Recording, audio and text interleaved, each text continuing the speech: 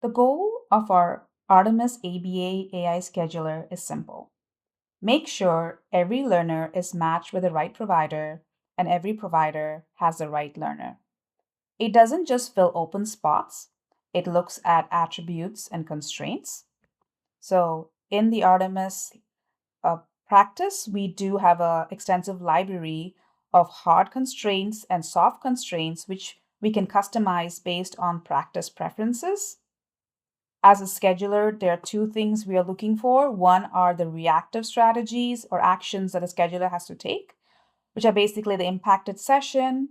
So the system quickly finds the next best match using clear rules, whether that means you have to cover the whole session, swap, or split. The goal is to reduce cancellation and keep services going. So the way this is done is once callouts come in, we can create a callout. Let's provide,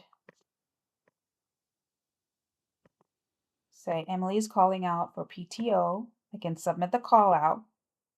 And right away, you can see that the number here gets updated for the impacted sessions. Once I click in here, as a scheduler, I get to see the sessions that are impacted and the suggested sessions, so I can make an informed decision if this is what I would like to be filled in. I have different options that the AI scheduler gives me. I can go in and make those changes and then bulk assign all 4 sessions, and all those sessions for that day gets updated. You can see that I have split sessions here, which could be the best match possible. I can see it where it's scheduled. I can see the reasons why it was canceled. All those reasonings can be seen in through the scheduler here.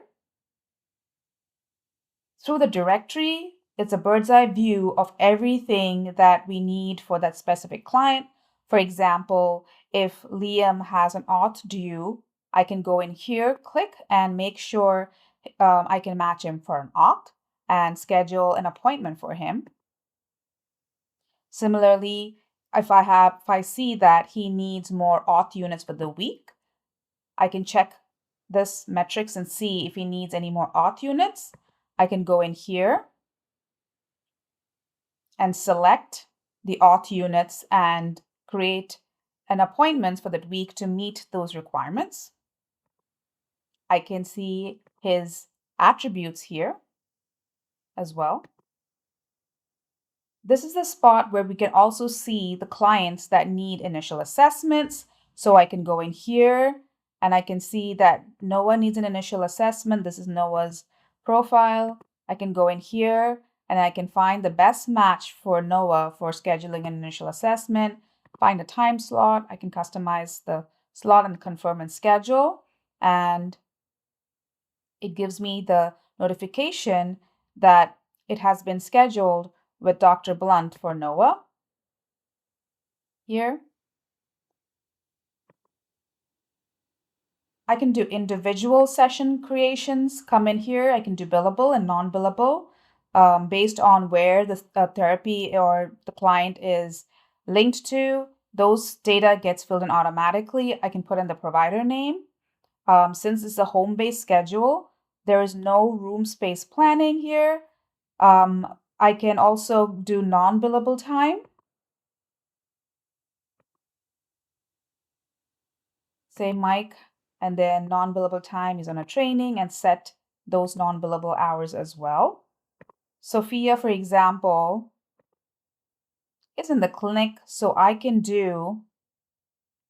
find a room for Sophia if she needs a room where she needs to be at for the whole time. I can pick that up, or if she's going to move around, I can schedule those appointments to the room she needs to be. And I have the occupation count. So as the occupation capacity reaches, the system will alert that it has reached capacity.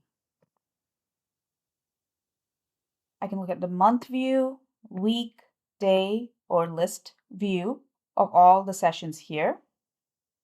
For a week or a day, I can create a draft mode so the scheduler can come back and see if the appointments make sense and she's comfortable with it, and then they can publish those appointments. To the left, you can see all the different locations, place of services. We can filter by impacted session, schedule, You can filter it out by the statuses. You can also filter it out by clients. If I want to see everything that's scheduled for just Liam, I can do a focused view on just Liam's schedule.